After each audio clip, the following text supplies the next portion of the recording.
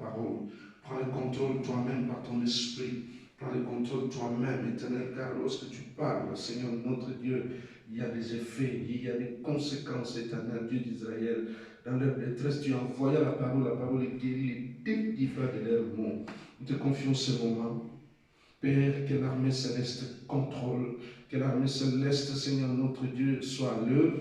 Au nom du Seigneur Jésus-Christ, Éternel notre Dieu, nous appelons ton règne, que ton règne vienne et que ta volonté parfaite soit faite dans ce lieu, comme elle est faite au ciel. Au nom de Jésus-Christ, notre Dieu.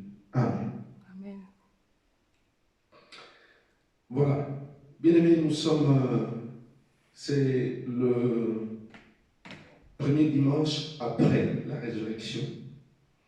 Notre premier dimanche après la Pâque. Alléluia. Amen. Le dimanche dernier, on a célébré la Pâque. Alors, par la grâce du Seigneur, nous allons aborder un sujet intitulé « Entre la résurrection et l'ascension ». Entre la résurrection et l'ascension. Donc, nous avons la résurrection et nous avons l'ascension de Jésus-Christ. La résurrection, il revient à la vie. L'ascension, Jésus-Christ, notre Maître, retourne auprès du Père. Donc, notre analyse va concerner, nous allons essayer de voir le travail du Christ pendant cette période, d'entre sa résurrection à lui et son ascension. Alors, je suis dans le livre des Actes des Apôtres, au chapitre 1. Je vais lire du verset 1 au verset 7. J'espère que là où tu es à la maison, tu vas aussi honorer cette parole en t'élevant. Voilà, la Bible dit ceci. Théophile, Actes des Apôtres, chapitre 1, verset 1 à 7. Théophile, j'ai parlé dans mon premier livre de tout ce que Jésus a commencé de faire et d'enseigner dès les commencements, jusqu'au jour où il fut enlevé au ciel, après avoir donné ses ordres par le Saint-Esprit aux apôtres qu'il avait choisis. Après qu'il eut souffert, il leur apparut vivant et leur, en donnant plusieurs preuves, se montra à eux pendant 40 jours. 40 jours. Et parlant des choses qui concernent le royaume de Dieu. Comme il se trouvait avec eux, il leur recommanda de ne pas s'éloigner de Jérusalem, mais d'attendre ce que le Père avait promis, ce que je vous ai annoncé, leur dit-il. Car Jean a baptisé d'eau, mais vous, dans peu de jours, vous serez baptisés du Saint-Esprit. Quelqu'un dit Amen. Amen. Alors, verset 6, les apôtres réunis lui demandèrent, Seigneur, est-ce en ce temps que tu rétabliras le royaume d'Israël? Il leur répondit, ce n'est pas à vous de connaître le temps ou le moment que le Père a fixé de sa propre autorité. Amen. Amen. Voilà. Donc nous parlons de la période entre la résurrection et l'ascension. J'ai dit tout à l'heure, la résurrection, nous avons fêté le dimanche dernier la Pâque. Et nous avons bien dit que ce n'était pas la Pâque, notre Pâque à nous, c'était la Pâque de l'Éternel. Alléluia. Amen. C'était la Pâque de l'Éternel. Dans Exode chapitre 12, il a été clair, et c'est vraiment clair que ce n'est pas la Pâque des enfants d'Israël, mais c'est la Pâque de l'Éternel. Mais les conséquences, ce sont les enfants d'Israël qui les ont vécues. Amen. Alléluia. Amen. La Pâque de Dieu, mais les conséquences, c'est les enfants d'Israël qui les ont vécues. Amen. Et c'est les Égyptiens aussi qui ont subi les conséquences de la Pâque. Amen. Alléluia. Amen. Oh, que l'Église subisse les conséquences de la Pâque. Amen. Positivement. Amen. C'est une bénédiction. Amen. Alléluia. Amen. Voilà, Jésus-Christ est ressuscité. Il est sorti du tombeau. Et bien aimé dans le Seigneur, je me suis interrogé, pourquoi Pourquoi la résurrection? Nous parlons entre la résurrection et l'ascension. Mais justement, pourquoi la résurrection? Oh, pourquoi la résurrection du Fils de l'homme? La Bible déclare, tout ça n'a été que l'accomplissement de la prophétie. Alléluia. Amen. Tout ça n'a été que l'accomplissement de la prophétie. Les apôtres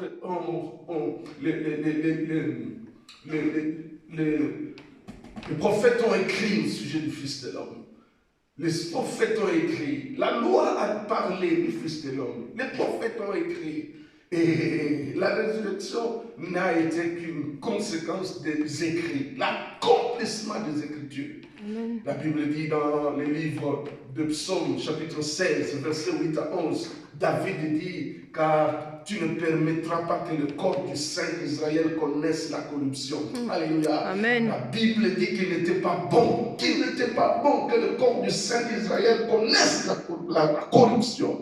Donc, c'était déjà prophétisé que le corps de Jésus ne pouvait pas rester au tombeau. Alléluia. Amen. La prophétie était claire et la prophétie devait s'accomplir. Oh bien-aimé, le corps de David, le patriarche David, si vous allez à Jérusalem, vous allez le voir. Il y a un endroit qu'ils ont gardé. D'ailleurs, les apôtres ont aussi écrit à ce sujet. Son corps se trouve quelque part. Mais au sujet du corps du Saint d'Israël, la Bible déclare son corps ne devait pas connaître la corruption. Alléluia. Amen. Il était écrit qu'il devait ressusciter. Amen. Et laisse-moi te dire, bien-aimé, et même la mort, même le séjour de mort n'avait aucun pouvoir sur le Seigneur Jésus-Christ. Amen. Je dis bien, n'avait aucun pouvoir. N'avait aucun pouvoir. Je parle bien et la mort et le séjour de mort. Parce que ce sont deux entités tout à fait différentes. Amen. La mort est une autre entité, le séjour de mort est une autre entité. Lisez Apocalypse chapitre 21, quand on parle du jugement dernier, la Bible dit et la mort et le séjour de mort furent jetés dans les temps ardents de la géhenne. Oh bien aimé, au sujet de Jésus-Christ, je reprends et laisse-moi reprendre encore pour que ça reste dans ta vie, que la mort n'avait aucun pouvoir sur le Fils de Dieu. Amen. La mort n'avait aucun pouvoir sur celui qui s'appelle la résurrection. Amen. La mort n'avait aucun pouvoir sur celui qui s'appelle la vie. Amen. La vie. Il n'était pas bon que son corps connaisse la corruption. La Bible déclare, et la mort et le séjour des morts ont fléchi les genoux devant la vie. Amen. Et la résurrection, qui est Jésus-Christ de Nazareth.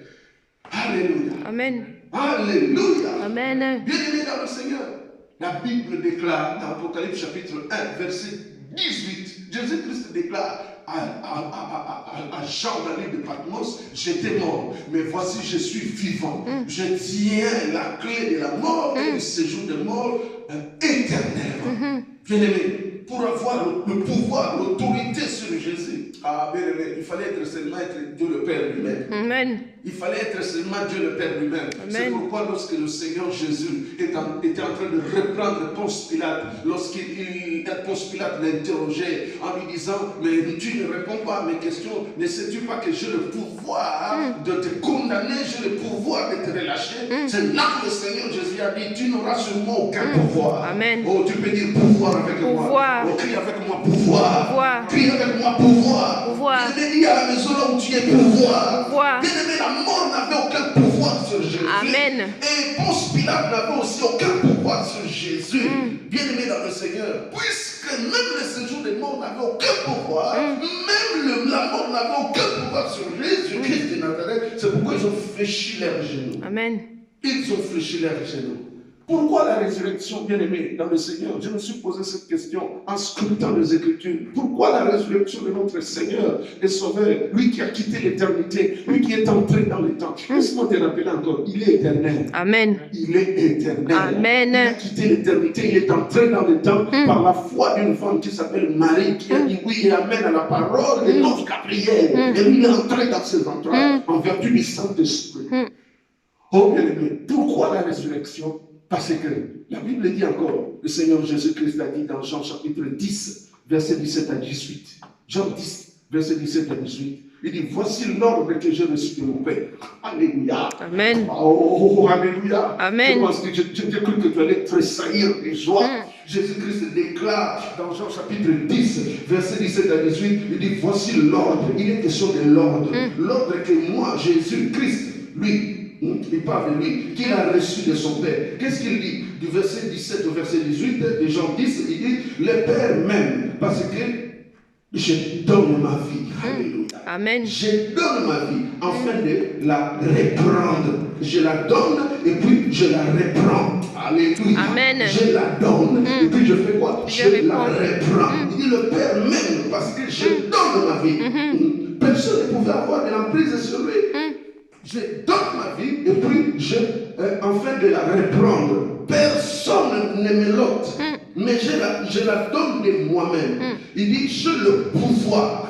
Alléluia. Amen. J'ai le pouvoir, Jean 10, 18, j'ai le pouvoir de la donner et j'ai le pouvoir de la reprendre. Tel est l'ordre que j'ai reçu de mon Père. Bien aimé, Jean 10, c'est une prophétie. 17 à 18. Jésus-Christ est en train de prophétiser qu'il donnera sa vie et il reprendra sa vie. Pourquoi la résurrection? Parce que la prophétie devait s'accomplir. Il a reçu du Père un ordre. Il a reçu du Père un ordre. Il donne sa vie, il reprend sa vie. Amen. Amen. Oh bien aimé, je suis venu dire à quelqu'un qui est en train de suivre ce message. Donne ta vie à Jésus. Tu la retrouveras. Amen. Donne ta vie à Jésus-Christ. Tu la retrouveras. C'est lui qui donne sa vie pour Jésus-Christ de Nazareth. Il retrouvera cette vie dans l'éternité. Amen. Et ça sera comment? Une éternité de gloire. Amen. Que ces événements t'enseignent, que ces événements t'interpellent pour pouvoir, bien aimé, harmoniser ta relation, oui, avec Dieu. Qu'est-ce que tu as gagné dans le monde? Qu'est-ce que nous pouvons gagner dans le monde? Mais avec Jésus-Christ, il y a une assurance vie. Amen. Assurance vie. Assurée. Alors, bien aimé, je disais, pourquoi la résurrection? Parce que la prophétie, toutes les Écritures devaient s'accomplir. Écoutez, le Seigneur Jésus-Christ, on lui pose la question, on dit, mais donnez-moi un signe, faites-moi un miracle par les pharisiens. Et le Seigneur Jésus répond, il dit, une génération méchante qui demande un signe. Écoutez, le signe que je vais vous donner, c'est celui de Jonas, le prophète Jonas. 3 jours dans les entrailles du poisson, et le 3e jour, il ressuscitera. Ça, c'est l'accomplissement de la prophétie. Alléluia. Amen. Alléluia. Amen. On lui dit aujourd'hui, mais regardez la beauté du temple, regardez le temple. Il dit, mais détruisez ce temple, je le rebâtirai 3 jours après. Ça, ce n'est que bien aimé dans le Seigneur. Quelle prophétie, quelle prophétie. Quand ça vient de l'Éternel, ça doit s'accomplir. Amen. Ça doit s'accomplir. Amen. Ça doit s'accomplir. Église, ça doit s'accomplir. Amen. Mon temps de l'Éternel, la prophétie, ça doit s'accomplir. Et Jésus-Christ, là où tu es, dans les extrémités, dans les îles, la prophétie de Dieu, ça va s'accomplir. Amen. Sois patient. La résurrection, à cause de la prophétie. Jésus-Christ a dit, le grain de blé, s'il reste seul, s'il tombe par terre, il meurt. Il produira d'autres. Mais s'il reste seul, comment peut-il engendrer encore d'autres? La résurrection à cause de la prophétie. Amen. Nous en avons cité, nous n'avons pas le temps de pouvoir revenir encore là-dessus. Bien aimé, entre la résurrection et l'ascension, la Bible dit clairement dans Actes des Apôtres chapitre 1 que entre la résurrection et l'ascension, bien aimé dans le Seigneur, il y a eu 40 jours. 40 jours. Pendant ces 40 jours, avant de retourner vers le Père, qu'est-ce que le Seigneur Jésus-Christ a fait? Quel était le but de ces 40 jours? C'est vrai que notre considération dans le monde, nous avons un peu changé le sens de ces 40 jours. Regardez le verset 3 des Actes des Apôtres chapitre 1, il dit, après qu'il eut souffert, il leur apparut vivant et leur en donnant plusieurs preuves, se montrant à eux pendant 40 jours. 40 jours, parlant des choses qui concernent le royaume de Dieu. Bien aimé, les 40 jours dont il est ici question, ce n'est pas les 40 jours dont d'habitude les gens font quand quelqu'un meurt, et puis on va dire, bon, ok, 40 jours après, c'est là où son âme ira auprès de Dieu, où on va organiser des messes de requiem pour que au 40e jour, que son âme se repose un peu auprès de Dieu. Ça, c'est de la foutaise. La Bible dit, bien aimé dans le Seigneur, dans Hébreux chapitre 9, verset 27, il est réservé aux hommes de mourir qu'une seule fois, après quoi vient le jugement. Tout ce qui est meurtre, qui est là, bien aimé, c'est de racontage. Ce n'est pas la vérité, c'est une machination, une invention pure et simple des hommes. Alors la Bible déclare ici que Christ a fait 40 jours entre sa résurrection et son ascension, son retour auprès du Père. Et pendant les 40 jours, bien aimé, qu'il était sur la terre, la Bible déclare qu'il a fait beaucoup de choses. Il a fait beaucoup de choses. Notre objectif, c'est de pouvoir analyser certaines de ces choses. Et d'ailleurs, pourquoi devons-nous parler de l'ascension? Pourquoi devons-nous parler de l'ascension? Bien aimé, parce que, laisse-moi te dire, Jésus-Christ a déclaré qu'il est le Maître. Jean chapitre 13, verset 13, Jésus dit aux disciples, vous m'appelez Maître Seigneur. Vous le dites bien parce que je le suis. Je suis le Maître. En tant que Maître, nous avons pris le temps d'analyser qu'est-ce qu'il a eu comme maîtrise. Il a maîtrisé la loi de la pesanteur. C'est pourquoi on doit parler de l'ascension. Alléluia. Amen. Il a maîtrisé la tempête. Il a ordonné à la tempête de se calmer. Il a marché sur les eaux sans bateau. Il a maîtrisé toutes ces choses. Pourquoi? Parce qu'il en est le créateur. Amen. Et en tant que maître de la création, bien aimé, il est retourné auprès du Père. Il est monté. Il a défié la loi de la pesanteur. Il est monté sans insensé. Bien aimé, parce qu'il maîtrise. C'est pourquoi il ne faut pas avoir peur des fils de Dieu. Ayons foi en Christ. Amen. Alors, entre la résurrection et l'ascension, la Bible parle de 40 jours. Pendant ces 40 jours, il est dit dans le verset 3 qu'il se mettait à pouvoir parler des choses qui concernent le royaume de Dieu. Amen. Amen. 40 jours où il ne fait que parler des choses qui concernent le royaume de Dieu. Quel était le but encore de ces 40 jours? Bien aimé dans le Seigneur, puisqu'il a promis la résurrection, c'était pour pouvoir attester qu'il est réellement ressuscité. Amen. Alléluia. Amen. Attester, donner la preuve de sa résurrection, du retour à la vie. Non seulement donner la preuve du retour à la vie, mais il est allé plus loin, bien aimé. Il est allé reprocher encore, deuxième objectif de ces 40 jours, il est allé reprocher aux disciples leur incrédulité. Souvenez-vous de Thomas.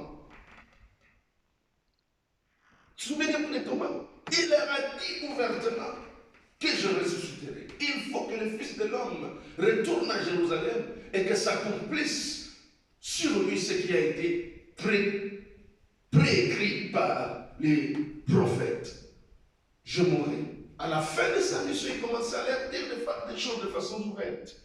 Il faut que je meure et que je ressuscite. Mais bien aimé, parmi les apôtres, parmi les disciples, il y en avait qui sont restés incrédules. Nous parlons de Thomas. Thomas qui a douté de la résurrection du Christ. Et le Seigneur Jésus est venu reprocher l'incrédulité de ceux qui ont mangé avec lui, de ceux qui ont goûté la parole de vie, ceux qui ont touché, sa chair, mais qui continuent à douter. Bien aimé, enlève le doute. Crois. Amen. Enlève le doute va t'amener la peur. Et le doute, c'est un ennemi, et la peur, c'est un ennemi de la foi. Jésus-Christ est venu démontrer aux disciples qu'il était réellement ressuscité et reprocher l'incrédulité de ceux qui ne croyaient pas qu'il était réellement ressuscité. Lorsque nous lisons, bien aimé, Jean chapitre 20, je suis dans Jean chapitre 20, du verset 24, la Bible dit, Thomas appelé Didyme, l'un des 12 n'était pas avec eux lorsque Jésus vint. Les autres disciples lui dirent donc, nous avons vu le Seigneur. Mais il leur dit, si je ne vois pas ses mains, si je ne vois dans ses mains la marque des clous, et si je ne mets mon doigt dans la marque des clous, et si je ne mets ma main dans son côté, je ne croirai point. Je ne croirai point qu'il est ressuscité. Quelle incrédulité! En fait, c'est de faire de Dieu menteur. C'est ce que Dieu a dit. Ça ne peut pas s'accomplir. Ma prière est qu'il n'en soit pas ainsi pour toi. Amen. Parce que Dieu n'est pas un homme. Alléluia. Amen. Ce que Dieu a dit, c'est ce qu'il a accompli. Amen. La Bible dit 8 jours après, le verset 26, 8 jours après, les disciples de Jésus étaient de nouveau dans la maison. Et Thomas se trouvait avec eux. Jésus vint. Alléluia. Amen. Il vint. Donc nous sommes entre la résurrection et l'ascension. Le Seigneur Jésus-Christ vint. La Bible dit, déjà, la Bible dit qu'il y a eu 10 différentes apparitions. 10 entre sa résurrection et son ascension. La Bible en énumère 10, dont 5 le même jour de sa résurrection. Et la Bible dira qu'il a apparu aux disciples d'Emmaüs. La Bible dit qu'il a apparu à Marie de Magdala, aux femmes qui revenaient de sépulcre, où l'ange leur avait donné un message pour les disciples. La Bible dira aussi qu'il a apparu aux 2 disciples, Allah et Emmaüs. Il a apparu aux apôtres à l'absence de Thomas. Donc c'est ce que nous sommes en train de voir ici. Et il a apparu aussi aux apôtres en présence de Thomas. Je suis au verset 26 de Jean, chapitre 20. Il dit, 8 jours après, les disciples de Jésus étaient de nouveau dans la maison et Thomas se trouvait avec eux. Jésus vint, les portes étant fermées. Alléluia. Amen. Les portes sont fermées. Jésus-Christ entre pour te dire, bien-aimé, il a la maîtrise Amen. de tout. Il peut entrer là où il n'y a pas de porte. Amen. Il peut ouvrir une porte là où il n'y a pas de porte. Amen. Même si c'est un mur, il peut entrer. Amen. Et te toucher là où tu es. Et te saisir là où tu es. Amen. Et apporter la paix, la solution que tu es en train de chercher. Amen. Crois, bien-aimé, que les événements ne te fassent pas perdre ta foi. Jésus entre. Alors que Thomas est là. La Bible dit, puis il dit à Thomas, le verset 26 vers la fin, Jésus vint, les portes étant fermées, se présenta au milieu d'eux et dit, la paix soit avec vous.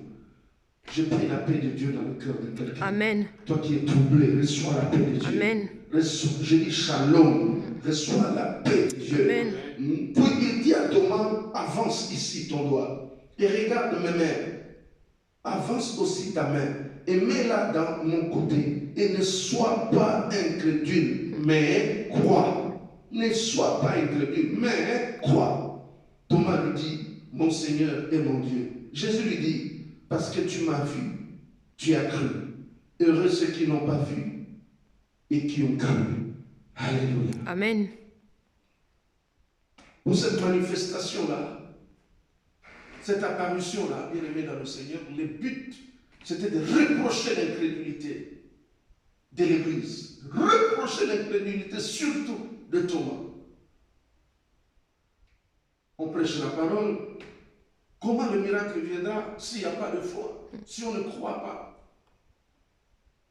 Je disais, c'est la peur qui nous fait perdre la foi en Dieu. La peur, le stress, c'est un ennemi de la foi. Il faut croire pour voir la gloire de Dieu. Je lisais la parole de Dieu, je vis dans Éphésiens chapitre 6, la foi est extraordinaire. La foi non seulement dans Hébreux chapitre 11, comme il est écrit, bien aimé dans le Seigneur, qu'elle nous rend agréable à Dieu.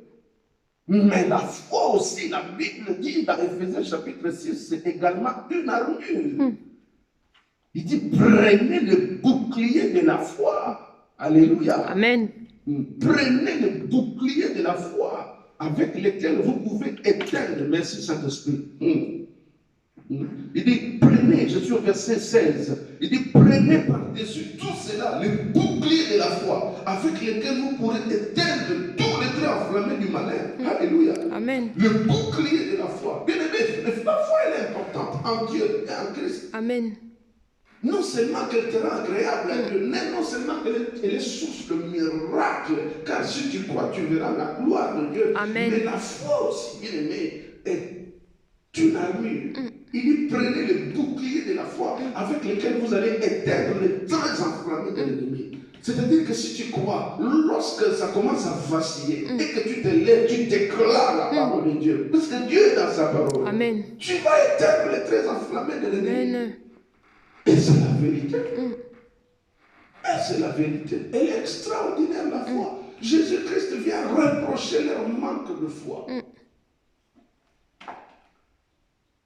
Bien-aimé, à ce 7e jour après la résurrection, ayez la foi en Dieu. Continue à garder la foi en Dieu. Amen. Je ne sais pas qu'est-ce qu'on t'a dit. Je ne sais pas qu'est-ce que les médecins t'ont dit. Je ne sais pas, bien aimé dans le Seigneur, cette situation-là, tu penses que non, Dieu est capable. Amen. Avec Dieu, il n'y a rien d'impossible. Amen. La Bible dit dans Luc chapitre 1, verset 37, car rien n'est impossible à Dieu. Amen. Crois. Crois. Et prie dans la parole. Tu verras la gloire de Dieu. Amen. Tu verras la gloire de Dieu. Amen. Si tu crois, tu verras la gloire de Dieu.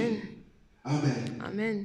Amen, amen. Amen. Nous avançons, bien aimés, pendant les 40 jours. Non seulement que Jésus-Christ est venu attester la preuve de sa résurrection, il est non seulement venu reprocher aux disciples leur incrédulité, mais je lis encore dans la parole du Seigneur. J'ai vu dans Matthieu, je suis dans Matthieu chapitre 27, Matthieu 28, pardon. La Bible dit, alors qu'il est ressuscité, pendant le temps de sa vie, il leur avait indiqué une montagne où il devait les rencontrer à sa résurrection. Lorsqu'il a rencontré, quand les femmes, Marie de Magdala et les autres, sont venus à son sépulcre, il leur a commissionné d'aller dire à ses frères, allez dire à mes frères, allez dire à mes frères. Je suis au verset 16 de Matthieu 28. Les 11 disciples allèrent en Galilée sur la montagne que Jésus leur avait désignée. Alléluia. Amen. Alléluia. Amen. Les 11 disciples allèrent en Galilée sur la montagne que Jésus leur avait désignée. Quand ils le virent, ils l'adorèrent. Mais quelques-uns eurent des doutes. Verset 17 de Matthieu 28. Ils vont voir le Seigneur. Mais il y a quelques-uns qui ont encore des doutes. Oh, quel niveau d'incrédulité. Quand il les vit, verset 17, ils l'adoraient, mais quelques-uns eurent des doutes. Écoutez le verset 18. Jésus s'étant approché, leur parla ainsi. Tout pouvoir m'a été donné dans le ciel et sur la terre. Amen. Amen. Nous sommes à la montagne des Oliviers. Ils vont venir rencontrer le Seigneur là. Certains vont se prosterner devant lui, ils vont l'adorer, mais d'autres vont avoir des doutes. Mais le Seigneur va les rassurer. Tout pouvoir m'a été donné dans le ciel et sur la terre. Amen. Alléluia. Amen. Si tout pouvoir lui a été donné dans le ciel et sur la terre, par conséquent, Luc chapitre 4, le verset où tu n'avais aucun effet, lorsque le diable venait lui proposer sa petite puissance. Alléluia. Amen. Que si tu te prosternes devant moi, je te donnerai tout ce royaume et toute cette puissance, car cela m'a été donné. Mais le pouvoir que le Seigneur Jésus-Christ a reçu du Père est au-dessus de la puissance du pouvoir du diable. C'est pourquoi, viens dans notre camp, toi qui es allé faire des alliances, je ne sais pas pour avoir quoi. Il y a la vie en Jésus. Amen. Il y a la vie. C'est encore possible de faire de la repentance. Le diable, c'est un malin. Le diable, c'est un menteur. C'est possible, mon frère. C'est possible, ma soeur, d'abandonner le mal. Le vouloir de Dieu n'est pas que le méchant périsse, mais que tu abandonnes le mal et que tu vives. Amen. Écoutez, le Seigneur leur dit, tout pouvoir m'a été donné. Nous sommes à la montagne des Oliviers. Toujours, entre la résurrection et l'ascension, le Seigneur Jésus va leur dire, tout pouvoir m'a été donné. Alors, verset 19, allez, faites toutes les nations des disciples, les baptisant au nom du Père, du Fils et du Saint-Esprit, et enseignez-les à observer tout ce que je vous ai prescrit. Et voici, je suis avec vous tous les jours jusqu'à la fin du monde. Amen. Amen. Bien-aimés, le but des 40 jours, troisième but des 40 jours, c'est de commissionner les disciples. Où c'est? À la montagne des Oliviers. Il leur donne l'ordonnance, il leur commissionne, il donne la grande commission de l'Église. En d'autres termes, il définit la vision de l'Église. Il a dit, la vision de mon Église, l'Église que moi j'ai bâtie, comme il a dit à Pierre, je bâtirai mon Église et que les portes de séjour de mort ne prévaudront point contre elle. Cette Église a comme fonction, a comme responsabilité de faire quoi? La commission qu'il donne aux disciples ici à la montagne des Oliviers, donc entre la résurrection et l'ascension, allez, faites de toutes les nations mes disciples. C'est ça la vision de l'Église. il explicite de manière claire ce que doit faire l'Église. Bien-aimés, si nous avons oublié la vision, revenons au point de départ. L'Église n'est pas un lieu de commérage. L'Église n'est pas un lieu je ne sais quel terme utiliser, de ristourne. L'Église n'est pas un lieu, je ne sais pas pour faire quoi, mais l'Église est là pour faire des disciples. Amen. L'Église est là pour préparer l'épouse à la rencontre de l'époux. Amen. Par des enseignements, par la prière. Amen. Car la maison de Dieu est appelée maison de prière. Amen. Jésus-Christ, entre la résurrection et l'ascension, est venu rappeler, commissionner, responsabiliser l'Église. Nous n'avons pas deux visions à l'Église. Et il n'y a pas deux églises de Christ. Il n'y a qu'une seule église de Jésus-Christ. Et par conséquent, elle ne doit pas, cette église, s'entre-déchirer. Quand on s'entre-déchire, on affaiblit, on diminue la force de l'église. Mais quand on se soutient, quand on travaille dans un commun accord, quand on travaille dans la commission que le Seigneur Jésus-Christ nous a laissée, c'est là où chacun de nous aura son couronnement. Jésus leur dit, allez, faites de toutes les nations mes disciples. On ne fait pas les disciples des hommes ni des femmes, mais les disciples du Christ. Amen. Et qu'est-ce qu'on fait ensuite d'eux? On les baptise au nom du Père, du Fils et du Saint-Esprit. Il n'y a pas de débat quant à baptiser au nom de Jésus-Christ ou au nom du Père, du Fils et du Saint-Esprit. Souvenons-nous que le nom de Jésus-Christ dans Jean chapitre 17, c'est le nom du Père. Alléluia. Amen. Dans Jean 17, Jésus-Christ dit, en ton nom que tu m'as donné. Donc c'est le nom du Père qui donne au Fils. Amen. Et le Saint-Esprit, c'est lui-même. Amen. Amen. Donc il n'y a pas de débat, on ne cherche pas de polémique là-dessus, parce que l'Église n'est pas aussi un lieu de polémique. L'Église, c'est l'ensemble des rachetés par le sang de la grâce. Amen. Qui se prépare pour un imminent départ. Lorsque nous entendrons le son de la trompette du départ. Voilà, je disais, entre la résurrection et l'ascension, il est venu rappeler à l'Église, au 11, à la montagne des Oliviers, que leur responsabilité, c'était d'aller de prêcher la parole. De prêcher la parole. Et quand on prêche la parole, on fait des disciples, c'est avec pas de doctrine de démons, mais avec la parole authentique que lui-même, il nous a laissée. Est-ce que je suis avec toi? Amen. Alors, voici une merveilleuse promesse. Il dit, enseignez-leur à observer tout ce que je vous ai prescrit, parce que je suis avec vous jusqu'à la fin du monde. Je ne vous abandonnerai jamais. Je serai avec vous. Je resterai avec vous. Alléluia. Amen. Toi qui te sens abandonné, toi qui te sens, je ne sais pas, parce que tu es dans le lit d'hôpital, mais Dieu est avec toi. Amen. Dieu est dans sa fidélité, il est là. Amen. Alléluia. Amen. Alléluia. Amen. Voilà. Dans Matthieu chapitre 28, au sujet de la grande commission entre la résurrection et l'ascension. Je dis encore, bien aimé, le quatrième but de ces 40 jours. Le quatrième but de ces 40 jours, je reviens dans Jean chapitre 21. Dans Jean chapitre 21, j'avance.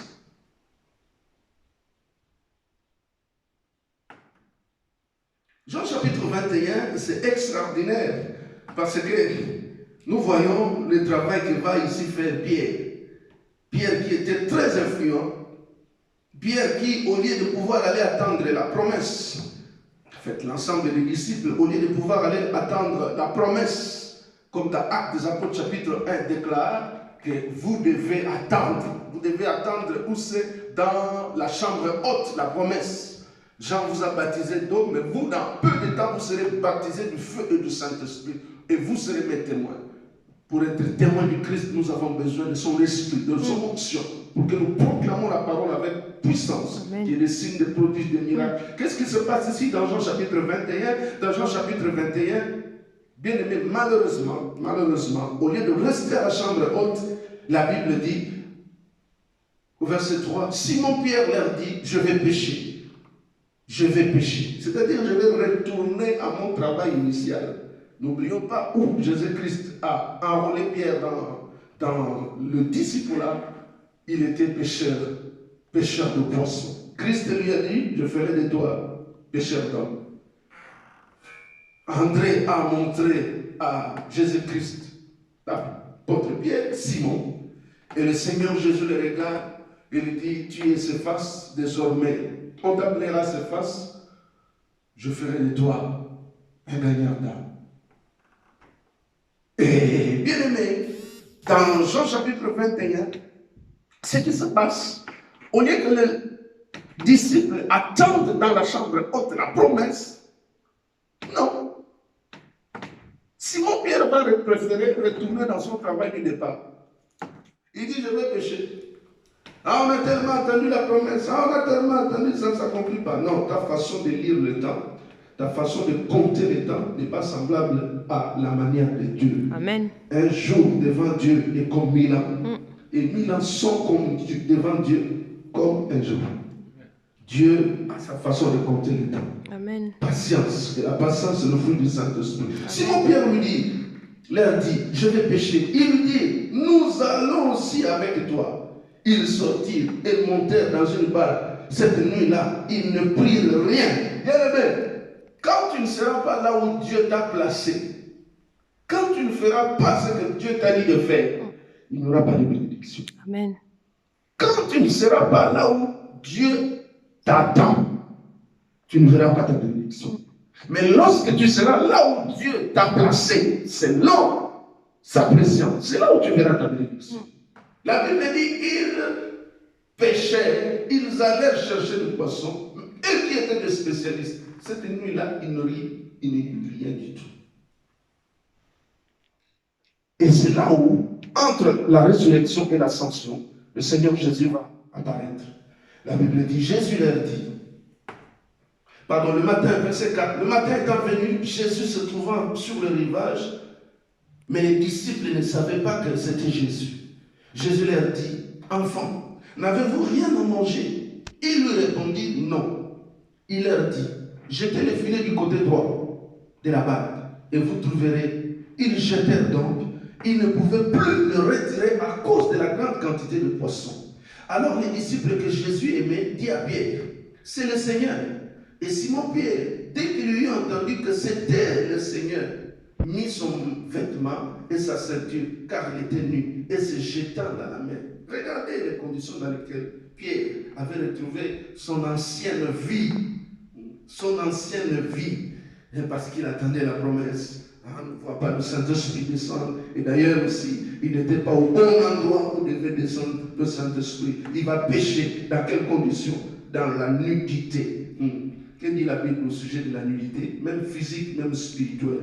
Lorsqu'on lui dira que c'est le Seigneur Jésus, pour ne pas se faire découvrir sa nudité, il va se jeter dans l'eau. Et les autres disciples vinrent avec la barque, tirant le filet plein de poissons, car il n'était éloigné de terre que d'environ 200 coudées. Lorsqu'ils furent descendus à terre, ils virent des charbons allumés, du poisson dessus et du pain. Jésus leur dit, apportez le poisson que vous venez de prendre. Simon-Pierre monta dans la barque et tira à terre le filet plein de 153 grands poissons. Et quoi qu'il y en était tant, le filet ne se rompit point. Jésus leur dit, venez, mangez. Et aucun des disciples n'osait lui demander, qui es-tu? Sachant que c'était le Seigneur. Jésus s'approcha, prit le pain et leur donna, et fit de même du poisson. C'était déjà la 3e fois que Jésus se montrait à ses disciples depuis qu'il était ressuscité des morts. Alors, ce qui nous intéresse, c'est du verset 15 au verset 17, pour notre 4e point, de but des 40 jours entre la résurrection et l'ascension. Écoutez le verset 15 à 17. La Bible dit ceci. Après qu'ils eurent mangé, Jésus dit à Simon-Pierre, Simon, fils de Jonas.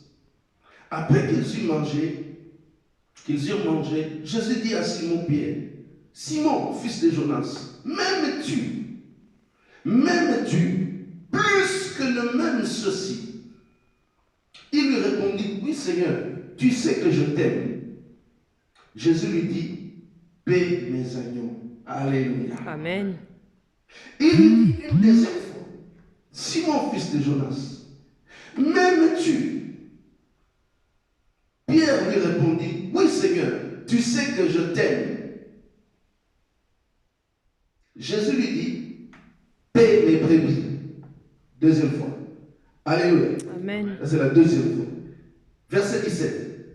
Il lui dit pour la troisième fois, Simon, fils de Jonas, m'aimes-tu?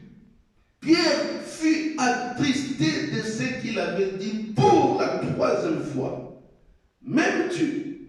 Il lui répondit, Seigneur, tu sais toutes choses, tu sais que je t'aime. Jésus lui dit, paie mes brebis. Alléluia. Amen. Bien-aimé, cette expérience, que Pierre entende la même chose 3 fois, comme le Seigneur lui avait aussi dit que tu me régneras 3 fois. Régniement simple, régniement avec imprécation, régniement avec serment. Que Pierre entende cette question que Jésus lui dit, m'aimes-tu? Bien aimé, ça va rester gravé dans la tête de l'apôtre Pierre. Et c'est ce qu'il va aussi reprendre dans 1 Pierre chapitre 5, du verset 1 au verset 5.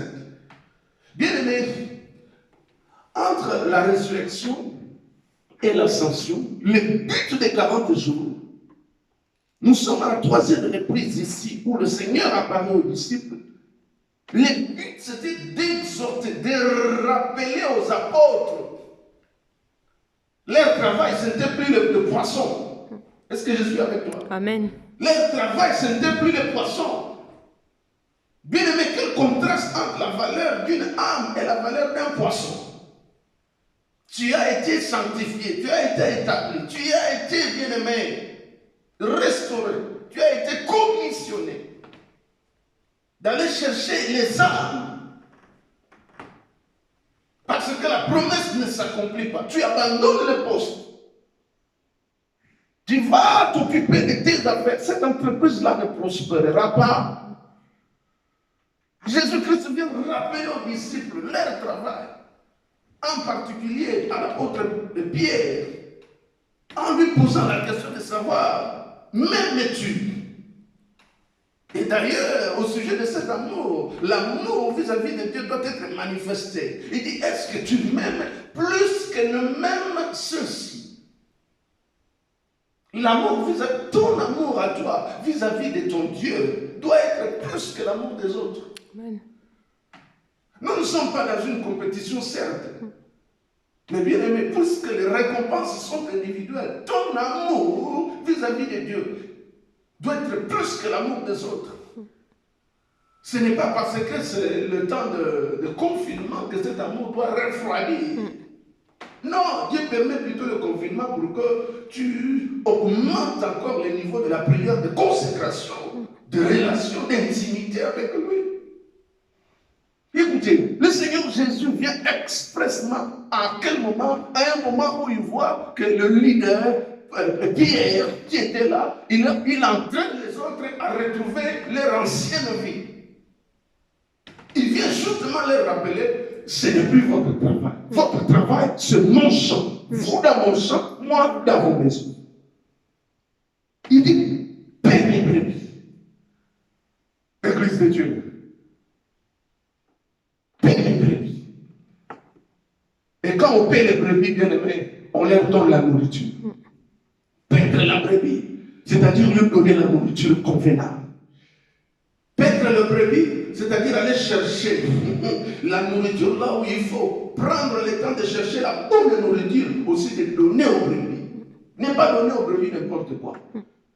Alors, bien aimé, au sujet de paître le brebis, la Bible dit, les bons bergers donnent sa vie pour ses brebis. Les bons bergers cherchent la bonne nourriture pour ses brebis. Et la Bible dit que le serviteur, le berger fidèle que Dieu a établi sur les siens et qui s'est donné la bonne nourriture au temps convenable. Bien-aimés dans le Seigneur, je suis venu dire aux hommes et aux femmes, eux-mêmes à l'église, que Dieu a établi. Il est temps, ça c'est le temps de paître la bergerie. Mais quel genre de nourriture? Et toi aussi, brebis, c'est quel genre de nourriture que tu es censé manger à ce temps précis? Lisez la Bible, tout est dans la Bible. Bien-aimé, au sujet de la nourriture que tu dois manger par rapport aux événements, bien-aimé dans le Seigneur, tout est dans la parole de Dieu. Qu'est-ce que tu cherches sur Internet? Qu'est-ce que tu cherches sur WhatsApp? Qu'est-ce que tu entends à gauche, à droite, toi, enfant de Dieu? Quelle nourriture alimente-tu ton âme pour sa croissance, pour la stabilité de ta foi ou pour la croissance de ta foi? Paie mes brebis. Et quand il faut paître les brebis, quel genre de nourriture à donner? J'ai entendu de fausseté, j'ai entendu des choses abominables au sujet de certains prophètes ou de certaines prophéties. Bien aimé, tout est dans la parole. Vous savez, au sujet de la prophétie, il y a une prophétie pour Israël, il y a une prophétie pour l'Église, il y a une prophétie pour le monde.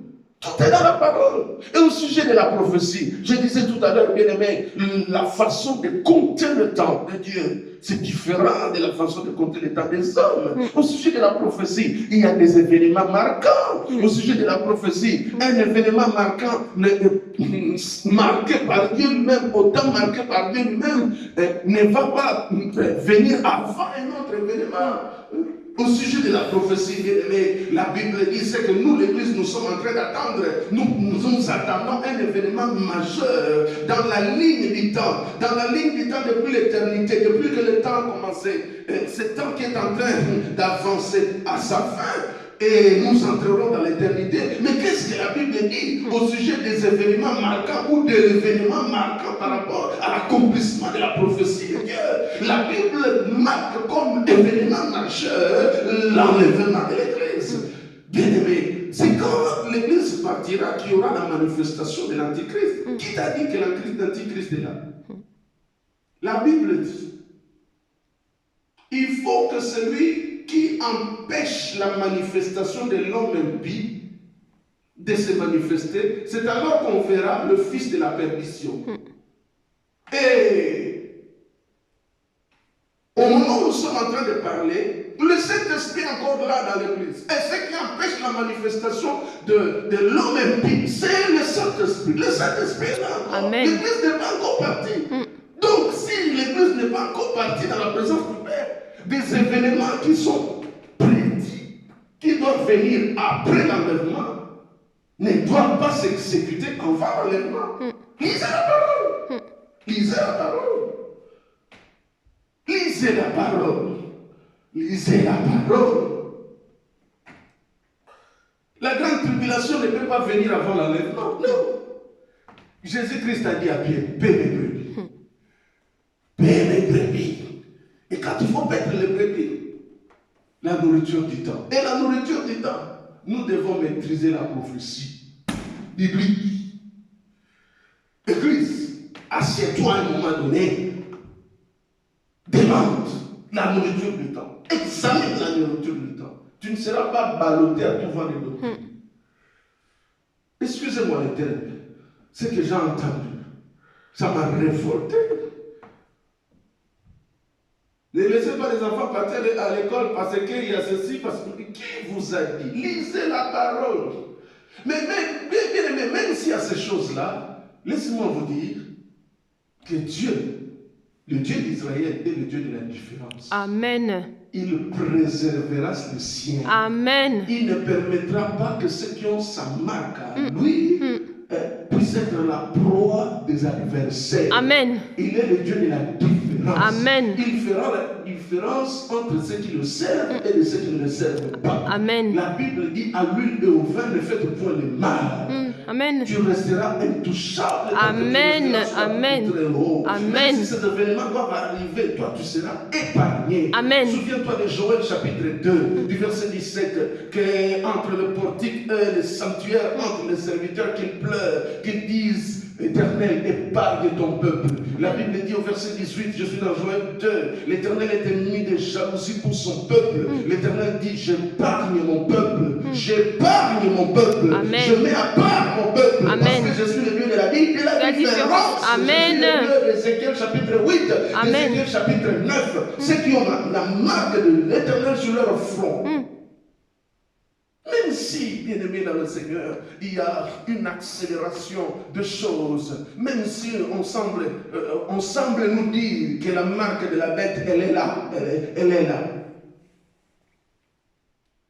Lisez les Écritures, lisons les Écritures au sujet de la chronologie des événements. Qu'est-ce qui doit s'accomplir avant? Qu'est-ce qui est censé s'accomplir après? Le 7 ans de tribulation. Après les 7 ans de tribulation, il y a quoi? Les milléniums. Après les milléniums, nous entrons dans l'éternité. Dans la première partie du 7 ans de tribulation, de 3 ans et demi, qu'est-ce qu'il y a?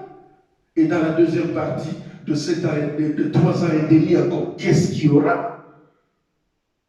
Qu'est-ce qu'Apocalypse dit? Qu'est-ce que la parole dit au sujet de cela? Jésus-Christ a dit à Pierre, paie mes brebis, paie mes brebis, même tu, plus que ne même ceci, paie mes brebis. Bien aimé, je disais, cette expérience où Jésus-Christ, pour la 3e fois apparaissant aux disciples, ici, dans Jean chapitre 21, cette expérience est restée dans la tête de l'apôtre Pierre, au point où, quand il s'adresse dans 1 Pierre chapitre 5, le verset 1 à 5, quand il s'adresse aux anciens, écoutez ce que l'apôtre Pierre dit. L'apôtre Pierre dit ceci: voici les exhortations que moi j'adresse aux anciens, moi ancien comme eux. Il dit, voici les exhortations que j'adresse aux anciens qui sont parmi vous, moi ancien comme eux, témoins des souffrances de Christ. Dans Jean chapitre 21, j'étais témoin. Ce qu'il m'a dit à 3 reprises, j'étais témoin où qu'il est. Et participant de la gloire qui doit être manifestée. Verset 2. Paissez le troupeau de Dieu qui est sous votre garde, non par contrainte, mais volontairement selon Dieu. Non pour un gain sordique, mais avec dévouement. Non comme dominant sur ceux qui vous sont échus en partage, mais étant le modèle. Et lorsque le souverain, le modèle du troupeau, et lorsque le souverain berger paraîtra, vous obtiendrez la couronne incorruptible de la gloire. Église, c'est l'heure de plonger les yeux sur la prophétie. Ne vous laissez pas balloter à tout vent de doctrine. N'écoutez pas ce qui se dit. Parce que Internet, téléphone, tout le monde est prophète, tout le monde est ceci, tout le monde est cela, tout le monde est archibishop, tout le monde. Asseyons-nous. Scrutons les Écritures. Amen. Amen. Amen. Pendant 40 jours, entre la résurrection et l'ascension, je voudrais encourager une maman. Je suis venu encourager une femme à qui on a dit les femmes ne doivent pas prêcher. Bien-aimés, pendant les 40 jours entre la résurrection et l'ascension, le Seigneur Jésus-Christ est venu briser ce tabou, est venu briser cette, je ne sais pas même pas si c'est une loi.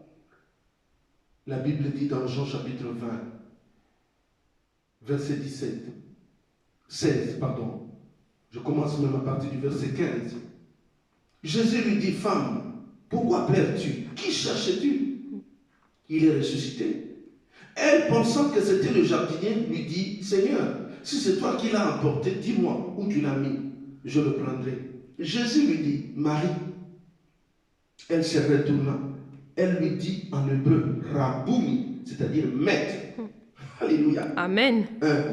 Donc nous sommes entre la résurrection et l'ascension. Amen, amen. Amen. Jésus lui dit, verset 17, Jésus lui dit, ne me touche pas, car je ne suis pas encore monté vers mon Père. Ne me touche pas. Je ne suis pas encore monté vers mon Père. Mais va. Amen. Amen. Mais femme, à qui le Seigneur Jésus s'adresse, il s'adresse à une femme. Oh, amen. Amen. Oh, amen, amen. Amen. Oh, maman, donnez-moi un grand amen. Amen, amen, amen, amen. Mes femmes, trouvez mes frères. Alléluia. Amen. Toi, femme, Marie, de qui j'ai chassé cet démon, je suis venu dire encore à une femme que ton passé ne te condamne pas. Ne sois pas ancré sur le passé. Le passé, c'est passé. Amen. Dieu nous a donné les yeux pour regarder devant. Amen. Regarde devant. Amen. Et avec Dieu, la Bible dit, nous verrons les espoirs. Amen. Dieu écrasera nos adversaires. Amen. Nous oublie ton passé. Regarde l'avenir. Car Amen. avec Dieu, l'avenir est là. Amen. Le Seigneur Dieu dira à Marie, de qui il a chassé 7 démons. Il dit, va trouver mes frères et dis-leur que je monte vers mon Père et votre Père, vers mon Dieu et votre Dieu. Marie de Magdala alla annoncer aux disciples qu'elle avait vu le Seigneur et qu'il lui avait dit ces choses. Le Seigneur a ordonné, le Seigneur a commissionné une femme. Le Seigneur a brisé cette loi. Je ne sais même pas si c'est une loi qui dit que la femme ne doit pas enseigner, ne va pas évangéliser. Qui a dit ça? Va dire à mes frères, c'était une femme. Maman, lève-toi. Mon frère, lève-toi. Bien-aimé, lève-toi.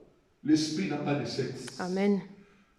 Avançons dans la profondeur. Amen. Avançons dans la vision de l'Église. Amen. Avançons à gagner les âmes. Amen. Avançons à paître les brebis. Amen. Avançons à faire asseoir les brebis dans la bonne doctrine de Amen. Christ. N'avançons pas dans les doctrines du démon. Ayons les yeux fixés vers la prophétie. Amen. Quand la prophétie s'accomplira. Amen. Si la prophétie au sujet de la résurrection de Jésus-Christ s'est accomplie, notre prophétie aussi, l'Église s'accomplira. Amen. Et notre événement majeur que nous sommes en train d'attendre, Église de Dieu, notre départ. Amen. Est-ce que je suis avec toi? Amen. Est-ce que tu peux crier avec moi départ? Départ. Départ. Départ. Départ. Départ. Je crie encore départ. Départ. Bientôt la trompette du départ, comme dans Nombre chapitre 10, va retentir. Et cette trompette retentira fortement. Nous partirons. Amen. Nous serons changés. Amen. Et nous rencontrerons notre mari dans les airs. Amen. Lève-toi. Toi, tu es fatigué. Lève-toi, ne fais pas figure de Thomas qui doute de la capacité surdimensionnelle de Jésus-Christ de sortir du tombeau. Lève-toi. Je sais que mon Dieu fera pour toi. Je lis un psaume, le psaume 126. Dans le psaume 126, il est dit, nous étions comme des gens qui étaient en train de rêver lorsque l'Éternel Dieu a ramené nos captifs. Je vais te annoncer une bonne nouvelle. Tu ne rêveras pas. Quand il y aura résurrection, je le prophétise. Amen. Pendant ces 40 jours, bien aimé, tu le verras au nom de Amen. Jésus. Ce que tu as perdu reviendra au nom de Amen. Jésus. Parce que Amen. la résurrection, ce que tu as perdu reviendra Amen. au nom de Jésus. Amen. J'ai dit que tu ne reverras pas comme dans le psaume 126, Amen. mais tu verras de visu. Amen. C'est que je t'appelle à avoir gardé la foi. Amen. En Jésus-Christ, ton Amen. Dieu. Que mon Dieu vous bénisse. Amen. Je vais prier. Tu es sorti du tombeau. Seigneur Jésus-Christ de Nazareth, la mort a perdu sa puissance. Tu vis au siècle des siècles. C'est pourquoi j'ai l'espérance. Tu tiens dans ta main droite la clé de la mort et du séjour des morts. C'est pourquoi, Seigneur Jésus-Christ de Nazareth, je me confie en toi, le Dieu de mon espérance. Toi qui as dit dans Ésaïe 43, j'ordonnerai au septentrion, je dirai au septentrion, ne retiens pas, donne. Éternel notre Dieu, ceux qui étaient en train de rêver dans le psaume 126, Éternel, lorsque tu as ramené les captifs, Papa, je prie le mystère de la résurrection. Amen. Oh Dieu, que le mystère de la résurrection commence à impacter Amen. la vie de l'Église. Amen. Oh Dieu, que le mystère de la résurrection commence à impacter la Amen. vie de ma soeur. Amen. Que le mystère de la résurrection du Fils de l'homme, Jésus-Christ, le roi de gloire, commence à impacter dans la vie de tous ceux qui avaient une espérance complètement détruite. Il est écrit, Seigneur notre Dieu, dans Ézéchiel 37, oui, ces ossements, c'est la nation d'Israël qui est en train de dire, notre espérance est détruite. Nous n'avons plus d'espoir. Oh Dieu de mon salut. La Bible dit dans Jérémie 29, 11 à 14, je connais les projets que j'ai formés pour vous, projets de paix, non Amen. parlé tout à l'heure, Amen. pour vous donner de l'avenir et de l'espérance. Père, je prie dans la vie de l'Église, je prie dans la vie de mon frère, de ma soeur, Amen. qui dit que mon espérance est détruite, je n'ai plus rien à faire, qui est prête à se suicider même. Je chasse cet esprit de suicide au nom de Jésus-Christ. Je chasse cet esprit de suicide au nom de Jésus-Christ. Je chasse cet esprit de suicide au nom de Jésus-Christ de Nazareth et je sème la semence de la joie de l'Éternel. La Bible dit la joie de l'Éternel, c'est notre force. Amen. Éternel, par le Saint-Esprit, comme il est écrit dans Ézéchiel 37, du verset 11 au verset 14, Seigneur, souffle notre vent d'espérance de la résurrection. Amen. Seigneur, que le ministre de Dieu qui était fatigué, découragé, qui a dit à quoi bon, je prie, Seigneur, que ton esprit le touche là où il est, qu'il revienne à ta parole, à la grande commission, qu'il retrouve cette joie de paître les brebis, selon tes oracles. Amen. Entre la résurrection et l'ascension, tu n'es pas resté croiser les bras pendant 40 jours. Tu as travaillé. Père, que ce fruit du travail